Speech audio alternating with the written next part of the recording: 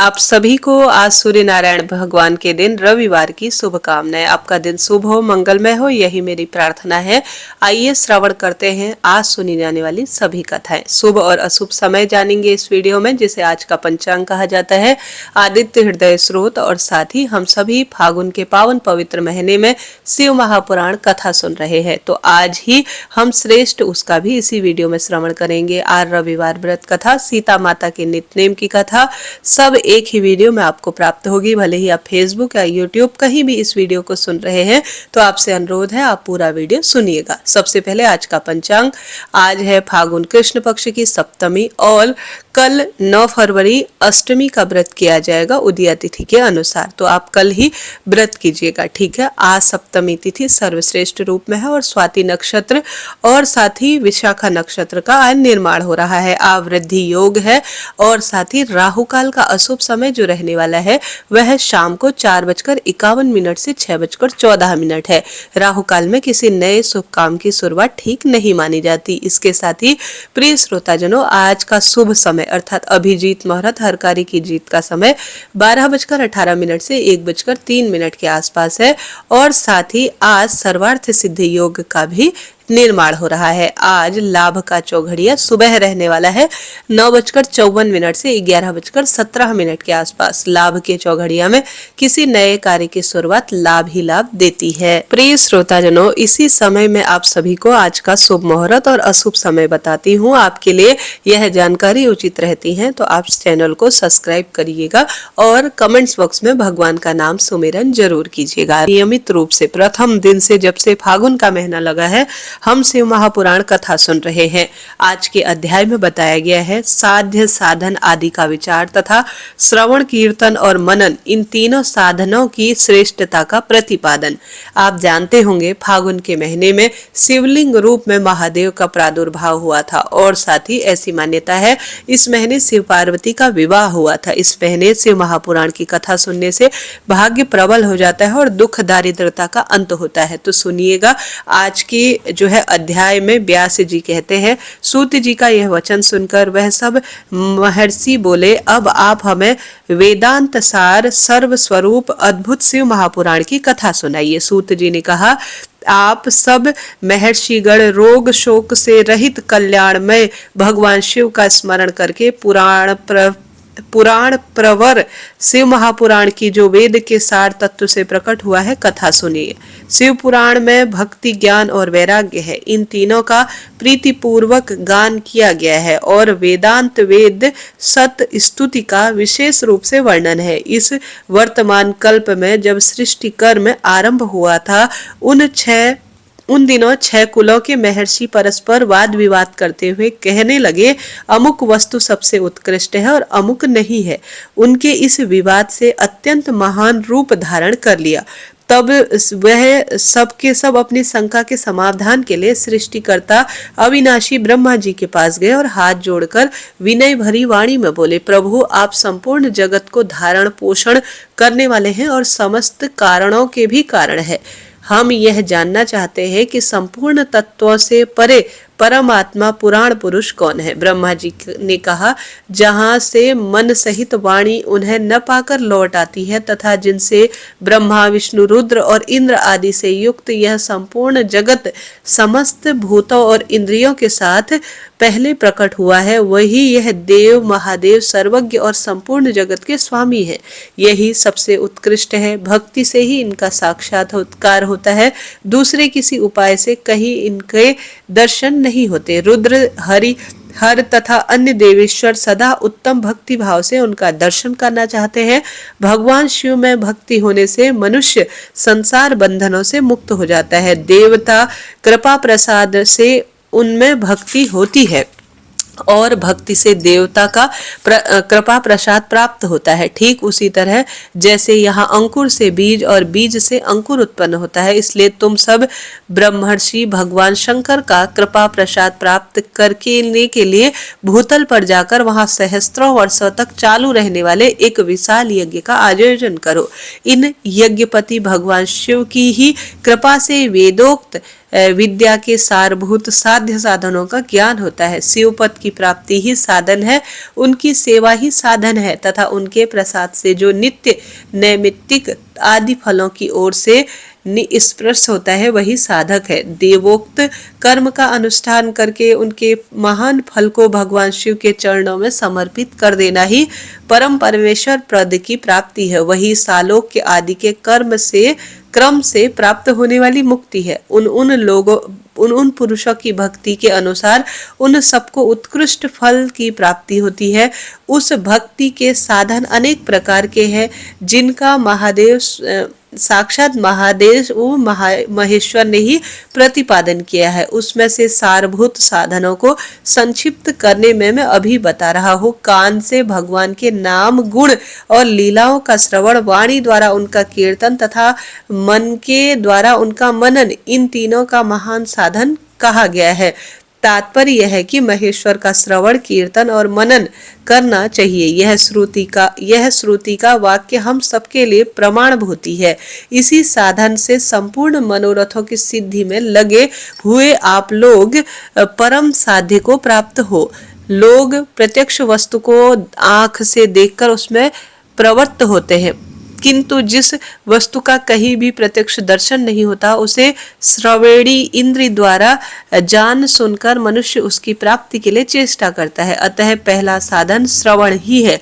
उनके द्वारा गुरु के मुख से तत्व को सुनकर श्रेष्ठ बुद्धि वाला विद्वान पुरुष अन्य साधन केंद्र एवं मनन की सिद्धि करे। क्रमशः मनन पर्यंत इस साधन की अच्छी तरह से साधना कर लेने पर उनके द्वारा सालोक्य आदि के कर्म से धीरे धीरे भगवान शिव का सहयोग प्राप्त होता है। पहले सारे अंगों के रोग नष्ट होते हैं, फिर सब प्रकार का लौकिक आनंद भी विलीन हो जाता है। भगवान शंकर की पूजा, उनके नामों के जप तथा उनके गुण रूप विलास और नामों की युक्ति परायण चित्त के द्वारा जो निरंतर परिशोधक वह परिचिंतन होता है उसी का मनन कहा गया है। वह महेश्वर की कृपा दृष्टि से उपलब्ध होता है। उसे समस्त श्रेष्ठ साधनों में प्रधान तथा प्रमुख कहा गया है। सूत जी कहते हैं, मुनीश्वरों, इस साधन का महात्म्य बताने के प्रसंग में मैं आप लोगों के लिए एक प्राचीन वृतांत वर्णन करूंगा, उसे ध्यान से सुने। पहले की बात है, पराशर मुनि के पुत्र मेरे गुरुदेव वेद व्यास जी, जो कि सरस्वती नदी के सुंदर तट पर तपस्या कर रहे थे, एक दिन सूर्य तुल्य तेजस्वी विमान से यात्रा करते हुए भगवान सनत कुमार अकस्मात वहां पहुंचे। उन्होंने मेरे गुरु को वहां देखा, वह ध्यान में मग्न थे। उसने जगने पर उन्होंने ब्रह्मपुत्र सनत कुमार को अपने सामने उपस्थित देखा। देखकर वह बड़े वेग से उठे और उनके चरणों में प्रणाम करके मुनि ने उन्हें अर्घ दिया और देवताओं के बैठने योग्य आसन भी अर्पित किया। तब प्रसन्न हुए भगवान सनत कुमार विनीत भाव से खड़े हुए व्यास जी से गंभीर वाणी में बोले, मुनि, तुम सत्य वस्तु का चिंतन करो। यह सत्य पदार्थ भगवान शिव ही है जो तुम्हारे साक्षात के विषय होंगे। भगवान शंकर का श्रवण, कीर्तन, मनन, ये तीनों महत्म साधन कहे गए हैं। ये तीनों ही वेद सम्मत है। पूर्व काल में मैं दूसरे साधनों के संभ्रत में पड़कर घामता माद्रांचल पर जा पहुंचा और वहां तपस्या करने लगा। इसके उपरांत महेश्वर शिव की आज्ञा से भगवान नंदीकेश्वर यहाँ पहुंचे। उनकी मुझ पर बड़ी दया की। वह सबके साक्षी तथा शिव गणों के स्वामी भगवान नंदीकेश्वर मुझे स्नेह पूर्वक मुक्ति का उत्तम साधन बताते हुए बोले, भगवान शंकर का श्रवण, कीर्तन और मनन, यह तीनों साधन वेद सम्मत है और मुक्ति के साक्षात यही कारण है। यह बात स्वयं भगवान शिव ने मुझे कही। अतः ब्रह्मन, तुम श्रवण आदि तीनों साधनों का ही अनुष्ठान करो। व्यास जी ने बारंबार ऐसा ही कहकर अनुगामियों सहित ब्रह्मपुत्र सनत कुमार का परम सुंदर ब्रह्मधाम को चले गए।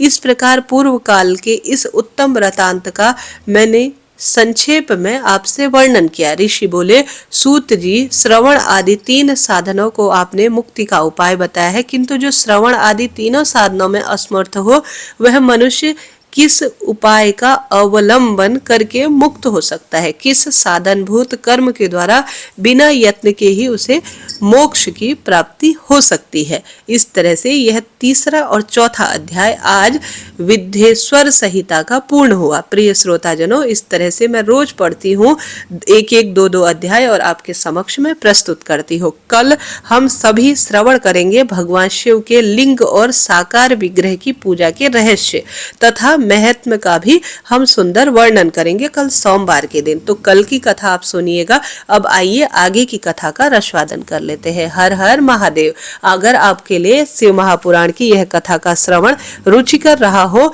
तो आप कमेंट्स में हर हर महादेव या श्री शिवाय नमस्तुभ्यम जरूर लिखें।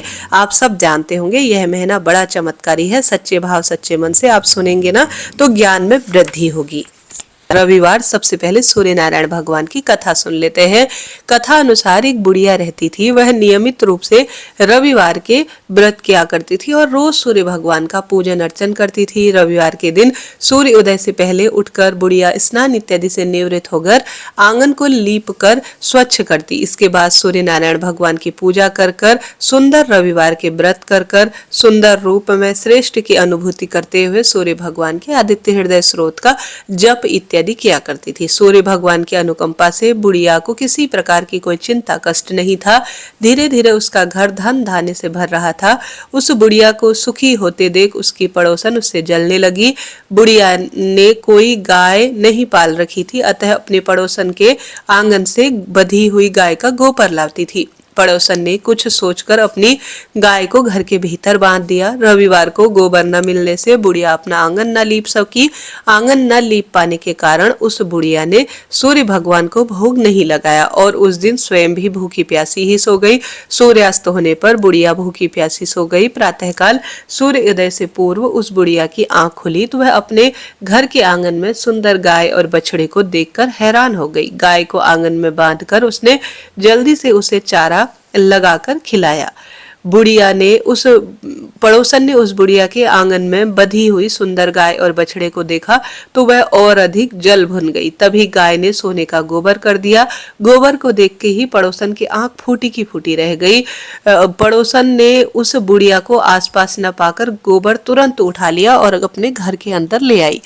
अपनी जो गाय का गोबर वहां पर रख आई। सोने के गोबर से पड़ोसन कुछ दिनों में खूब धनवान हो गई। गाय प्रतिदिन सूर्य उदय से पूर्व सोने के गोबर को किया करती थी और बुढ़िया के उठने के पहले पड़ोसन उस गोबर को उठाकर ले जाती थी।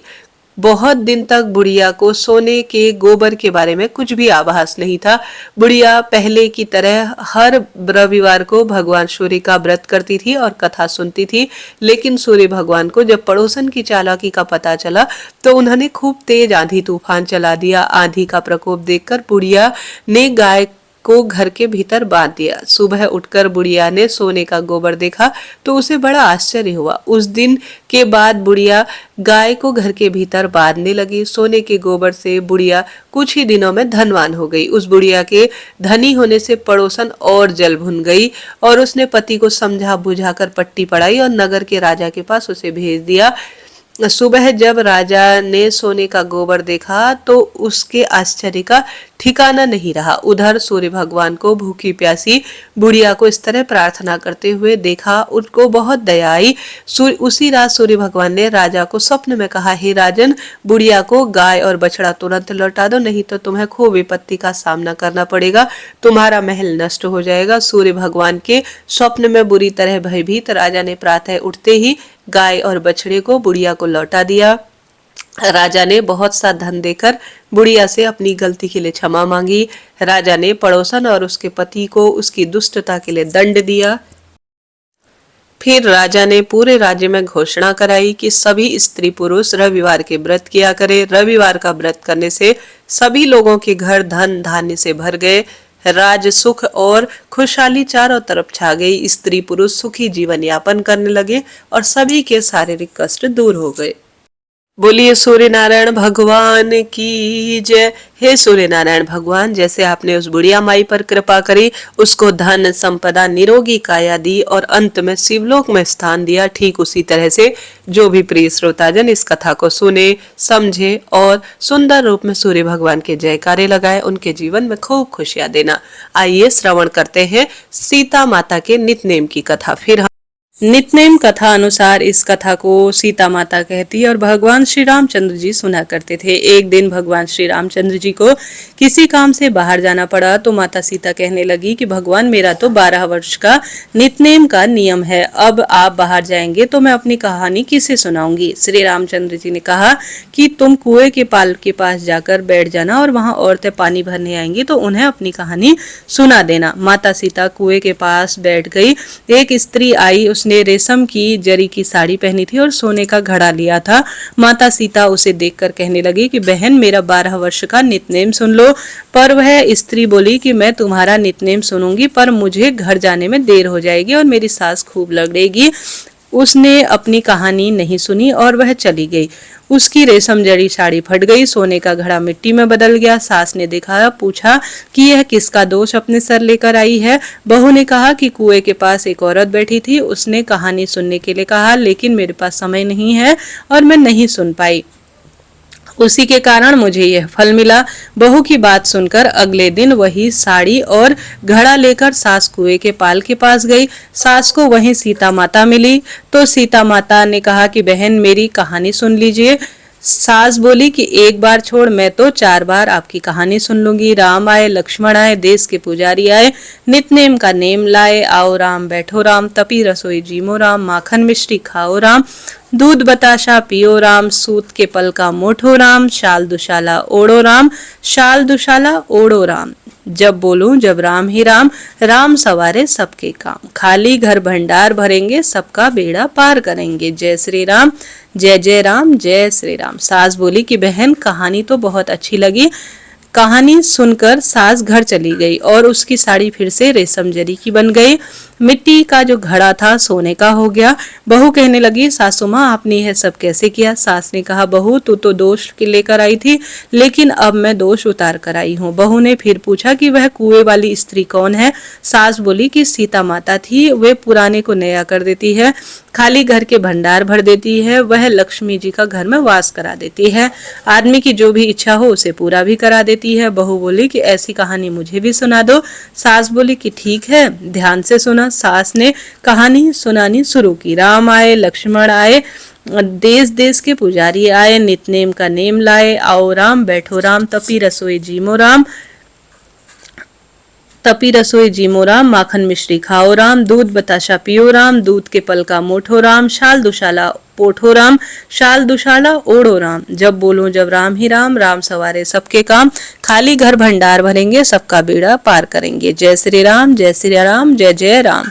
कहानी सुनकर बहू बोली कि कहानी तो बहुत ही अच्छी है। सास ने कहा कि ठीक है, इस कहानी को रोज कहा करेंगे। अब सास बहू रोज सवेरे उठती, नहाती धोती, पूजा करने के लिए नित्यनेम की सीता की कहानी कहती। एक दिन उनके यहाँ एक पड़ोसन आई और बोली कि बहन, जरा सी आंच देना। तो वह बोली कि आंच तो अभी हमने नहीं जलाई है। पड़ोसन ने कहा, तुम सुबह 4 बजे से उठकर क्या कर रही हो। फिर उसने कहा कि सुबह उठकर हम पूजा करते हैं, फिर सीता माता के नित्यनेम की कहानी कहते हैं। पड़ोसन ने उसकी बात सुनकर फिर से कहा कि सीता माता की कहानी से क्या तुम्हें मिला है। वह बोली कि सीता माता की कहानी कहने से घर के भंडार भर जाते हैं, पुत्र, विवाह, नौकरी, रोग, कर्ज, परेशानी दूर होती है, सारे काम सिद्ध हो जाते हैं, मन की इच्छा पूरी हो जाती है। पड़ोसन कहने लगी कि बहन, तुम ऐसी कहानी मुझे भी सुना दो। वह बोली ठीक है, ध्यान से सुनो तुम भी। राम आए, लक्ष्मण आए, देश के पुजारी आए, नित्यनेम का नेम लाए, आओ राम बैठो राम। इस तरह से पूरी जो कहानी थी वो सुना दी। सारी कहानी कहने के बाद पड़ोसन कहने लगी, बहन, कहानी तो बहुत अच्छी लगी। अब वह पड़ोसन भी नित्यनेम से सीता माता की कहानी कहने लगी। कहानी कहने से सीता माता ने पड़ोसन के भी भंडार भर दिए। अब तो पूरे मोहल्ले में नित्यनेम की कथा खूब चल पड़ी। इस हर किसी की मनोकामना भी पूरी होने लगी। हे सीता माता, जैसे आपने उनके भंडार भरे वैसे ही आप हमारे भी भंडार भरना, कहानी कहने वाले भी और कहानी सुनाने वालों के भी खूब खूब सबकी कामना सिद्ध करना। बोलिए सीता माता की जय, श्री रामचंद्र भगवान की जय। आदित्य हृदय स्रोत अनुसार जब उधर थककर चिंता में श्री रामचंद्र जी रणभूमि में खड़े थे, उतने में रावण भी युद्ध के लिए उनके सामने आ गया। यह देखकर अगस्त्य मुनि जी श्री रामचंद्र जी के पास गए और बोले, सभी के हृदय में रमण करने वाले, बसने वाले, हे महाभावों और सबसे सुंदर महाबाहों अर्थात लंबी भुजाओं वाले, हे राम, यह गोपनीय स्रोत सुनो। इस स्रोत के जप से तुम अवश्य ही शत्रुओं पर विजय प्राप्त करोगे। यह आदित्य हृदय स्रोत परम पवित्र और सभी शत्रुओं पर विनाश करने वाला है। इसके जप से ही सदा विजय प्राप्त होती है। यह नित्य अक्षय और परम कल्याणकारी स्रोत है। यह सभी मंगलों में भी मंगल और सभी पापों का नाश करने वाला स्रोत, चिंता और शोक को मिटाने वाला और आयु में वृद्धि करने वाला है। जो अंतः किरणों से शोभायमान अर्थात रश्मिमान, नित्य उदय होने वाले और जो सभी देवता और असुरों द्वारा नमस्कृत, तुम विश्व में अपनी प्रभा अर्थात प्रकाश फैलाने वाले संसार के स्वामी अर्थात भुवनेश्वर भगवान भास्कर का पूजन करो। सभी देवता इनके रूप हैं। यह देवता अर्थात सूर्य अपने तेज और किरणों से जगत को स्फूर्ति प्रदान करने वाले हैं। यही अपने किरणों अर्थात रश्मियों से देवता और असुर गण आदि सभी लोकों का पालन करते हैं। यही ब्रह्मा, विष्णु, स्कंद, प्रजापति, इंद्र, कुबेर, काल, समय, यम, चंद्रमा, वरुण आदि को प्रकट करने वाले हैं। ये पितरों, वसु, साध्य, अश्विनी कुमारों, मुरुदगण, मनु, वायु, अग्नि, प्रजा, प्राण और ऋतुओं को जन्म देने वाले प्रभा के पुंज है। इनका नाम आदित्य, सविता अर्थात जगत को उत्पन्न करने वाले, सूर्य अर्थात सर्वव्याप है। इनका नाम खग है। इनका नाम पुषा है। इनका नाम गभस्मान अर्थात प्रकाशमान है। सुवर्ण दृष्ट है। भानु इनका नाम है। हरणीयता इनका नाम है। दिवाकर और इनका नाम हरिदश्व है। साथ ही इनका नाम सहस्त्र है। सप्ती इनका नाम है अर्थात 7 घोड़ों वाले इनका नाम है।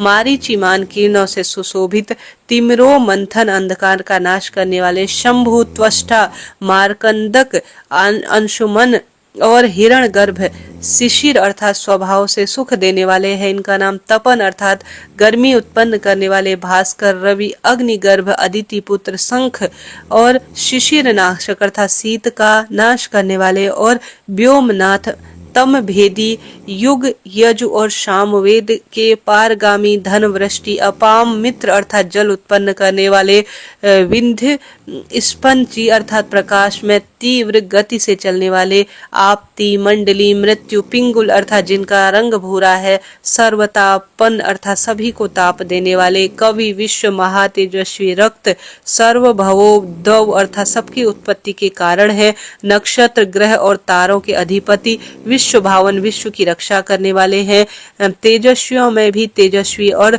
द्वादशात्मा को नमस्कार है। पूर्व गिरि, उदयांचल तथा पश्चिम गिरि अस्तांचल के रूप में आपको नमस्कार है। ज्योतिर्गण, तारों और ग्रहों के स्वामी तथा दिन के अधिपति को नमस्कार है। जो जय के रूप है, विजय के रूप है। हरे रंग के घोड़े से युक्त रथ वाले भास्कर भगवान को नमस्कार है। सहस्त्रों किरणों से प्रभावान आदित्य भगवान को बारंबार नमस्कार है। उग्र वीर और सारंग सूर्य देवता को नमस्कार है। कमलों को विकसित करने वाले प्रचंड तेज वाले मार्तंग भगवान को नमस्कार है। आप ब्रह्मा, शिव, विष्णु के स्वामी है। सूर्य आपकी संज्ञा है। यह सूर्य मंडल आपका ही तेज है। आप प्रकाश से परिपूर्ण है। आपको स्वाहा करने वाली अग्नि स्वरूप है। रौद्र रूप आपको नमस्कार है। अज्ञान अंधकार के नाशक, शीत के निवारक तथा शत्रुओं के नाशक आपका प्रेम अप्रेम है, अप्रमेय है। कृतनाशों का नाश करने वाले देव और सभी ज्योतियों के अधिपति को नमस्कार है। आपकी प्रभा तृप्त स्वर्ण के समान है। आप ही हरि अर्थात अज्ञान को हरने वाले हैं। आप विश्वकर्मा है अर्थात संसार की रचना करने वाले। तम अर्थात अंधेरे के नाशक है। प्रकाश रूप और जगत के साक्षी आपको नमस्कार है। हे रघुनंदन भगवान सूर्य देव ही सभी भूतों का संहार, रचना और पालन करते हैं। यही देव अपनी रश्मि किरणों से तप अर्थात गर्मी और वर्षा है। यही देव सभी भूतों में अंतः स्थित होकर उनके सो जाने पर भी जागते हैं। यही अग्निहोत्री कहलाते हैं और अग्निहोत्री पुरुष को मिलने वाले यह फल है। यही वेद, यज्ञ और यज्ञ से मिलने वाले फल, यह देव संपूर्ण लोकों की क्रियाओं का फल देने वाले हैं। हे राघव, विपत्ति में, कष्ट में, कठिन मार्ग में और किसी भय के समय जो भी सूर्य देव का कीर्तन करता है उसे दुख नहीं भोगना पड़ता। तुम एकाग्र चित्त होकर इस जगतपति देवादिदेव का पूजन करो। इनका आदित्य हृदय स्रोत 3 बार जप करने से तुम अद्भुत रूप में अवश्य ही युद्ध में विजय प्राप्त करोगे। हे महाबलो, इसी क्षण तुम्हारा रावण का वध अब निश्चित रूप से तुम कर सकोगे। इस प्रकार मुनि अगस्त्य जिस प्रकार आए थे उसी प्रकार लौट गए। तब इस प्रकार अगस्त्य मुनि के उपदेश सुनकर महातेजस्वी राम जी का शोक दूर हुआ। प्रसन्न और प्रयत्नशील होकर, परम हर्षित और शुद्ध चित्त होकर उन्होंने भगवान सूर्य की ओर देखते हुए 3 बार आदित्य हृदय स्रोत का जप किया। इसके पश्चात राम जी ने धनुष उठाकर युद्ध के लिए आए हुए रावण को देखा और उत्साह से भरकर सभी यत्नों से रावण से निश्चय युद्ध किया। तब देवताओं के मध्य में खड़े हुए सूर्य देव ने प्रसन्न होकर श्री रामचंद्र की ओर देखा। निशाच राज अर्थात राक्षस के राजा के विनाश के समय निकट आ जानकर प्रसन्नता पूर्वक कहा, अब जल्दी करो, अब जल्दी करो। प्रिय श्रोताजनों, इस तरह से यह आदित्य हृदय स्रोत है जो हम सभी ने पढ़ा, समझा और बहुत सुंदर आनंद की अनुभूति हुई। प्रिय श्रोताजनों, इसी तरह से मैं रोज नित्य नियम से बड़ी मेहनत से आपके लिए कथाएं चुन चुन कर लाती हूँ। आप चैनल से जुड़े, सब्सक्राइब करें और कोई प्रश्न हो तो पूछें। नियमित रूप से रसवादन करने के लिए सब्सक्राइब करें। हरे कृष्ण।